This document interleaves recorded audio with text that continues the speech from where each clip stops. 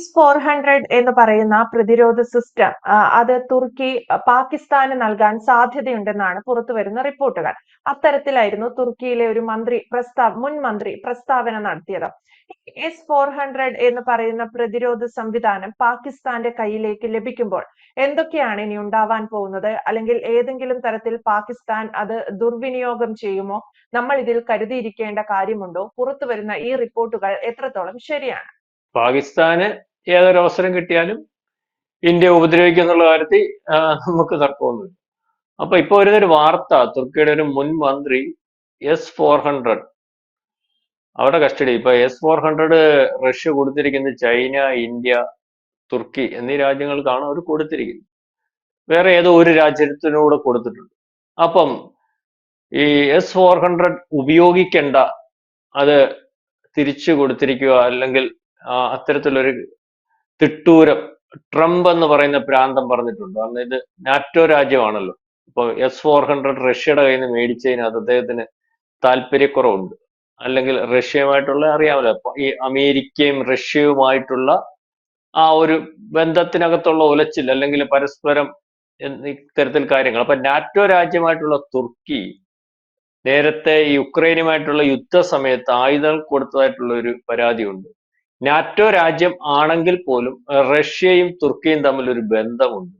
അപ്പം അതിനകത്ത് അമേരിക്കയ്ക്ക് അതൃപ്തിയുണ്ട്. അതൃപ്തി പരസ്യമായിട്ട് കാണിക്കാതെ അമേരിക്കയുടെ തിട്ടൂരങ്ങൾ, അല്ലെങ്കിൽ അമേരിക്കയുടെ ഭാഗമായിട്ട് നിൽക്കുന്നു, അല്ലെങ്കിൽ നാറ്റോ രാജ്യമായിട്ട് നിൽക്കുന്നു, എന്നിട്ട് റഷ്യയുമായിട്ടുള്ള ബന്ധം അമേരിക്ക ഇപ്പൊ ഇൻഡയറക്റ്റ് ആയിട്ട് പണി കൊടുക്കുന്നു എന്ന് വേണം കരുതാൻ. അതായത് S-400 ഉപയോഗിക്കേണ്ട, അതിന് പകരം വേറെ ഞങ്ങളുടെ ഈ പറയുന്ന പ്രതിരോധ സംവിധാനം തരാം, F-35 വിമാനം നിങ്ങൾക്ക് വില കുറച്ച് തരാം എന്നൊക്കെയുള്ള രീതിയിലേക്ക് വരുന്നുണ്ട്. അപ്പൊ F-35 വിമാനം കൊടുക്കാനും വാങ്ങിക്കാനും തുർക്കിയുടെ കാര്യമെന്ന് പറഞ്ഞാൽ, നമ്മൾ ഈ പറഞ്ഞതുപോലെ ഈ തുർക്കി നമ്മളെ സിന്ദൂറിന് ശേഷം പണിഞ്ഞപ്പോൾ സൈപ്രസിൽ മോദി പോയായിരുന്നു, ഓർമ്മയുണ്ട്?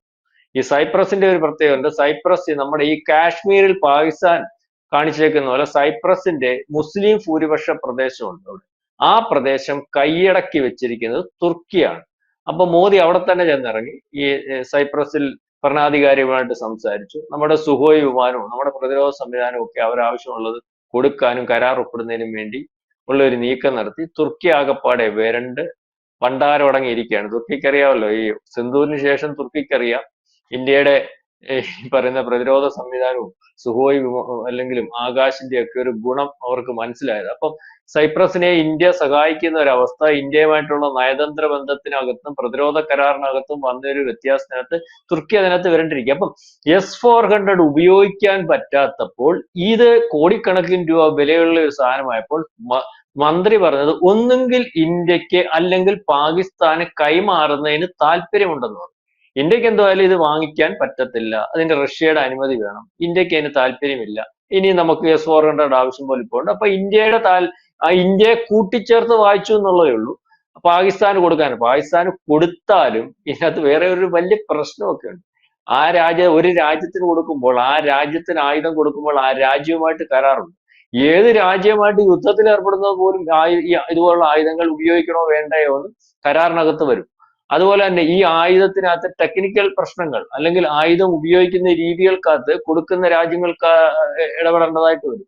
ഇപ്പം S-400 കൊടുത്തു പറഞ്ഞാൽ അതിനകത്ത് ടെക്നീഷ്യൻസ്, അല്ലെങ്കിൽ അതിനകത്ത് അത് ഉപയോഗിക്കാൻ പ്രാപ്തമായിട്ടുള്ള ആവശ്യം വരുമ്പോൾ, അല്ലെങ്കിൽ അത്തരത്തിലുള്ള ടെക്നിക്സിനെയും അല്ലെങ്കിൽ അതിന്റെ വേറെ ടെക്നിക്കൽ സംവിധാനവും ഒക്കെ റഷ്യയുടെ കയ്യിലാണ്. അപ്പൊ അതൊക്കെ റഷ്യയുടെ കയ്യിൽ നിന്ന് കൊടുത്തേ ഒക്കത്തുള്ളൂ. അപ്പൊ ഇത് ഒരുപക്ഷെ പാകിസ്ഥാൻ എന്ന് പറയുന്ന പൊട്ടൻ രാജ്യം തുർക്കിയുടെ രാജ്യത്തു നിന്ന് മേടിച്ചാൽ തന്നെ ഇത് അവിടെ കൊണ്ടുവച്ചിട്ട് ഇത് ഉപയോഗിക്കാൻ പ്രാപ്തമാകുന്നുള്ള രീതിയിലേക്ക് ഈ പറയുന്ന S-400 പറ്റണമെന്നില്ല. പക്ഷെ അത് കരാർ അനുസരിച്ച് അതിന് അനുവദനീയമല്ല. അപ്പൊ അതിനെപ്പറ്റിയൊക്കെ എത്തരത്തിലാവും എന്നുള്ളതിനെ പറ്റി നമുക്കറിയത്തില്ല. പിന്നെ മാത്രവുമല്ല, S-400 എന്ന് പറയുന്നത് റഷ്യയിൽ പരാജയപ്പെട്ടതാ. ഈ പറയുന്ന അവര് നിർമ്മിച്ച അവരുടെ ഏറ്റവും വലിയ പ്രതിരോധ സംവിധാനമാണെന്ന് പറഞ്ഞത് അവര് പരാജയപ്പെട്ടത്. അപ്പൊ നമ്മളുടെ ഇവിടെ വന്നപ്പോൾ S-400 ചൈനയ്ക്കും ഇന്ത്യക്കും ഒരുപോലെ കൊടുത്തെങ്കിലും ചൈനയ്ക്ക് ഇതിന്റെ സീക്രട്സ് കൊടുത്തിട്ടില്ല. അതായത് ചൈനയ്ക്ക് ഈ കോഡിംഗ് സംവിധാനത്തോടു കൂടി ഇന്ത്യക്ക് മാത്രമാണ് തന്നത്.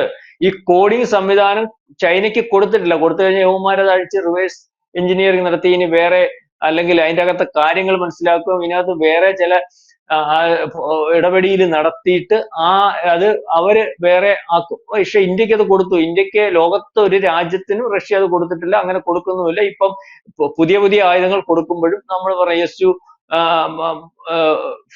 വിമാനം തരുമ്പോ അതിന്റെ കോഡിങ് തരാൻ തുടങ്ങും. അപ്പൊ ഇന്ത്യ അത്ര വിശ്വാസമാണ്.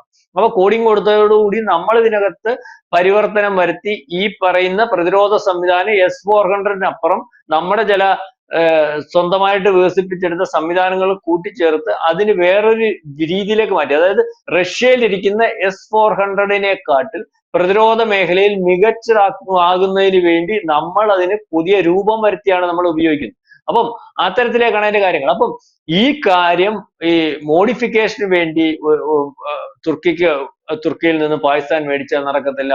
അതുപോലെ അതിന്റെ ടെക്നിക്കൽ പ്രശ്നങ്ങൾ പാകിസ്ഥാന് കൊണ്ടുവന്നാൽ നടക്കത്തില്ല. ഒരു രാജ്യത്തിനകത്ത് കൊടുത്തിരിക്കുന്ന ഒരു ആയുധം മറ്റു രാജ്യത്തിലേക്ക് ആ രാജ്യത്തിന് കൈമാറാൻ പറ്റുന്ന ഒരു അവസ്ഥയില്ല. അപ്പം ഒരു രാജ്യം ഒരു രാജ്യത്തിന് ആയുധം കൊടുക്കുമ്പോൾ പണം കൊടുത്താണ് മേടിക്കുന്നതെങ്കിൽ പോലും ആ രാജ്യവും കൊടുക്കുന്ന രാജ്യവും വാങ്ങിക്കുന്ന രാജ്യവും തമ്മിൽ ചില കരാറുകളുണ്ട്. ആ കരാറുകൾക്ക് അകത്ത് നിന്നേ അത് കാര്യങ്ങൾ നടത്താൻ പറ്റും. ഇപ്പൊ S-400 എന്ന് പറയുന്ന പ്രതിരോധ സംവിധാനം തുർക്കി ഉപയോഗിക്കേണ്ട എന്ന് നാറ്റോ രാജ്യമായതുകൊണ്ട് അമേരിക്കയുടെ തിട്ടൂരമുള്ളത് കൊണ്ട് അത് ഉപയോഗിക്കാൻ പ്രാപ്തമായ ആക്കത്തില്ല. അപ്പം പ്രതിരോധ സംവിധാനം നാട് നീളെ തിരക്കി നടക്കുകയും ബ്രഹ്മോസിനെ പ്രതിരോധിക്കാൻ സാധ്യമായ പ്രതിരോധ സംവിധാനം തന്നെ വേണം. അതിനുശേഷം ഇപ്പം വേറെ പുതിയ ബാലിസ്റ്റിക് മിസൈലും അല്ലെങ്കിൽ സൂപ്പർസോണിക് ഹൈപ്പർസോണിക് മിസൈലും ഒക്കെ ഇന്ത്യ ഓരോ സമയം വികസിപ്പിച്ചുകൊണ്ടിരിക്കുമ്പോൾ ബ്രഹ്മോസിന് തടുക്കാൻ പറ്റാത്ത രീതിയിലേക്കുള്ള അല്ലെങ്കിൽ തടുക്കാൻ പറ്റാത്ത പ്രതിരോധ സംവിധാനം അവിടെ ഇരിക്കുന്നത്. ബ്രഹ്മോസിനെയെങ്കിലും തടുക്കാൻ പറ്റുന്ന പ്രതിരോധ സംവിധാനം വേണമെന്ന് വിചാരിച്ചിരിക്കുന്ന പാകിസ്ഥാന് എവിടെ ചെന്നണക്കെയും അതിന് പ്രാപ്തമായിട്ടുള്ള ഒരെണ്ണം കിട്ടാത്തപ്പോൾ തുർക്കിയിൽ നിന്ന് വേണമെങ്കിൽ കൊടുത്തേക്കാം. അറിയാമല്ലോ, ഈ സിന്ദൂർ എന്ന് പറയുന്ന അല്ലെങ്കിൽ ആ സമയത്ത് തുർക്കിയാണ് പാകിസ്ഥാനെ ഏറ്റവും കൂടുതൽ സഹായിച്ചത്. ഇപ്പോഴും സഹായിക്കാൻ നിൽക്കുന്നത്, ഇപ്പോഴും പാകിസ്ഥാൻ അനുഭാവം പ്രകടിപ്പിച്ച് പരസ്യമായിട്ട് നിൽക്കുന്ന രാജ്യമാണ്. അപ്പം അമേരിക്ക തുർക്കിക്കിട്ട് ഒരു പണി, അതിന്റെ കൂടെ പാകിസ്ഥാൻ ഇട്ട ഒരു സഹായം എന്നുള്ള രീതിയിലേക്കൊക്കെ കാര്യങ്ങൾ നോക്കിക്കാണേണ്ടി വരും. ഏതായാലും ഇപ്പൊ കൊടുക്കാൻ സാധ്യതയുള്ളതും മേടിക്കാൻ സാധ്യതയുള്ളതുമായിട്ടുള്ള രാജ്യം പാകിസ്ഥാനാണ്.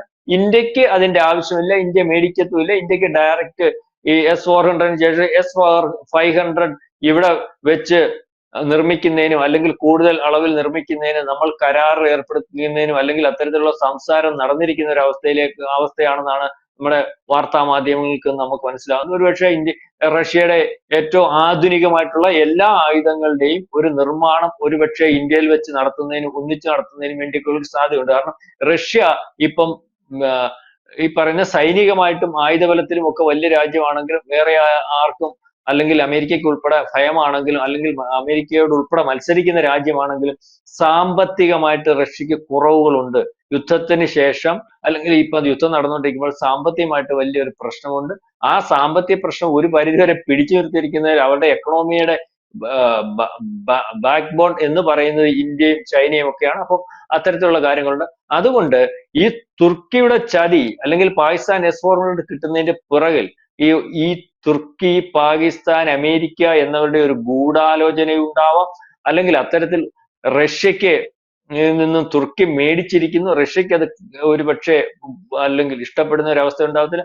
ഏതായാലും ഇത്തരത്തിലേക്കുള്ള ഒരു സംസാരവും അല്ലെങ്കിൽ അത്തരത്തിലേക്കൊരു നീക്കുപോക്കും ഒക്കെ നടക്കുന്നുണ്ട്. കാര്യങ്ങൾ നാളെ കാലത്ത് എങ്ങനെയായി തീരുമെന്ന് നമുക്ക് നോക്കിക്കണ്ടേ മതിയാവത്തുള്ളൂ. ഇപ്പോഴത്തെ ഒരു അവസ്ഥയിൽ ഇന്ത്യക്കും പാകിസ്ഥാനും കൊടുക്കാൻ താല്പര്യമുണ്ടെന്ന് പറയുന്നു. പാകിസ്ഥാന്റെ കൊടുക്കാൻ താല്പര്യമുണ്ട് തുർക്കി പറയുന്നു. ഇന്ത്യക്ക് ഏതായാലും മേടിക്കാനുള്ള സാധ്യതയില്ല. S-400 തുർക്കിയുടെ കയ്യിൽ നിന്ന് മേടിക്കേണ്ട ഒരവസ്ഥ ഇന്ത്യക്കില്ല, അത് മേടിക്കത്തുമില്ല. റഷ്യ അതിന് താല്പര്യപ്പെടത്തുമില്ല. അതിന് ഇപ്പം വാങ്ങിക്കാൻ സാധ്യതയുള്ളത് ഈ പറയുന്നത് പോലെ പാകിസ്ഥാനാണ്. അതിന് പകരം പ്രതിരോധ മറ്റ് പ്രതിരോധ സംവിധാനങ്ങൾ അമേരിക്ക കൊടുക്കാമെന്ന് പറഞ്ഞിരിക്കുന്നു. കൂടുതൽ ഓഫറുകൾ F-35 വില കുറച്ച് കൊടുക്കാമെന്ന് പറഞ്ഞിരിക്കുന്നു. തീരുമാനമെടുക്കേണ്ടത് തുർക്കിയാണ്. എത്തരത്തിലുള്ള തീരുമാനം ആകും എന്ന് നമുക്ക് നോക്കിക്കാണാം.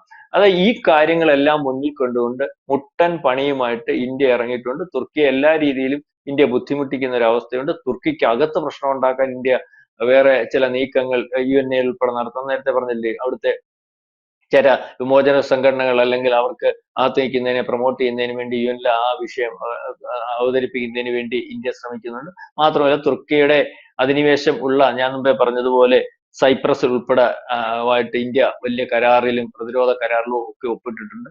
ഇതൊക്കെ ഇങ്ങനെയൊക്കെയാണ് കാര്യങ്ങൾ. ബാക്കിയുള്ള കാര്യങ്ങൾ ഇനി വരുന്ന ദിവസങ്ങളിൽ നേരിട്ട് അല്ലെങ്കിൽ ബോധ്യപ്പെട്ട് മാത്രമേ പറയാൻ സാധിക്കൂ. അതാണ് ഇന്ത്യ തുർക്കി S-400 പാകിസ്ഥാന് നൽകുമ്പോൾ ഇന്ത്യ വാർത്ത കേട്ട് കൈയും കെട്ടി നോക്കിയിരിക്കുന്നില്ല എന്നുള്ളതാണ്. തുർക്കി മുൻ മന്ത്രിയുടെ ഒരു പ്രസ്താവന കൂടിയാണ് S-400 നൽകുന്നു എന്നുള്ളത്. അപ്പോൾ അതിൽ അത്രയും യാഥാർത്ഥ്യമുണ്ട്. 100% ജെനുവിൻ റിപ്പോർട്ടാണ് അതെന്ന് വേണം കരുതാൻ. ഒപ്പം ഇന്ത്യ കഴിഞ്ഞ ദിവസങ്ങളിലൊക്കെ നമ്മൾ തന്നെ ചർച്ച ചെയ്തിരുന്നു പ്രശാന്ത് സാർ. ഇന്ത്യ അതിർത്തികളിൽ ഉൾപ്പെടെ നിരീക്ഷണം ശക്തമാക്കിയിട്ടുണ്ട്, സേനയെ വിന്യസിച്ചിട്ടുണ്ട്. അത്തരത്തിലുള്ള വാർത്തകളും പുറത്തു വരുന്നുണ്ട്. അപ്പോൾ തുർക്കിക്കെതിരെയും ഇന്ത്യ വലിയ രീതിയിൽ ഒരു സംഘർഷ സാധ്യത കണക്കിലെടുത്തുകൊണ്ട് വലിയ രീതിയിലുള്ള ഒരു പ്രിപ്പറേഷൻസ് ഇന്ത്യ നടത്തുന്നുണ്ട്. തുർക്കിക്കകത്തും പുറത്തും കച്ചവടപരമായും ഒക്കെ ഇന്ത്യ ഒരു സമ്മർദ്ദം തുർക്കിക്ക് മേൽ നൽകുന്നുമുണ്ട്. S-400 പാകിസ്ഥാന്റെ കയ്യിലെത്തുമ്പോൾ എന്ത് സംഭവിക്കും എന്നതാണ് ഇനി ചർച്ചയാവേണ്ടത്. വ്യക്തമാണ്. Thank you Prashanth. കൂടുതൽ വാർത്തകളും വിശേഷങ്ങളും നിങ്ങളിലേക്ക് എത്താൻ ABC മലയാളം സബ്സ്ക്രൈബ് ചെയ്യുക, ബെൽബട്ടനും അമർത്തുക.